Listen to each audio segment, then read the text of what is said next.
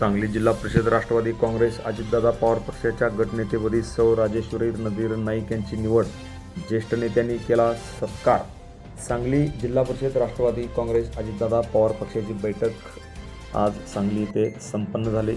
या बैठकीत शिराळा गटातील जिल्हा परिषद सदस्या सौ राजेश्वरी रणधीर नाईक यांची गटनेतेपदी निवड करण्यात आली। तर पक्षप्रमुखपदी एरुंडली गटाच्या जिल्हा परिषद सदस्य स्नेहल मोरे यांची तर उपनेतेपदी करगणी गटाचे विनायक मासाळ यांची निवड करण्यात आली। यावेळी माजी मंत्री अजितराव घोरपडे, माजी मंत्री शिवाजीराव नाईक, जिल्हा राष्ट्रवादी काँग्रेसचे अध्यक्ष निशिकांतदादा पाटील व माजी खासदार संजय काका पाटील यांच्या शुभ हस्ते त्यांचा सत्कार केला।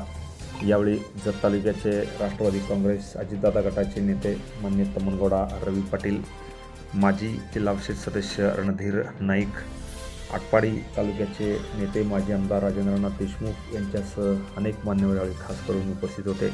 या सर्वांच्या उपस्थितीमध्ये ही निवड करण्यात आली। राष्ट्रवादी काँग्रेस पार्टीच्या नवनिर्वाचित जिल्हा परिषद सदस्यांची आज या ठिकाणी बैठक होती।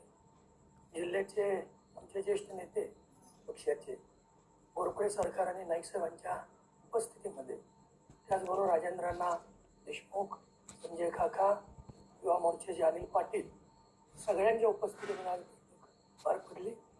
त्याच्यामध्ये राष्ट्रवादी काँग्रेस पार्टीच्या वतीनं आज गट स्थापन करण्यात आला। गटनेते म्हणून राजेश्वरी रणधीर नाईक यांची त्या ठिकाणी निवड करण्यात आलेली आहे।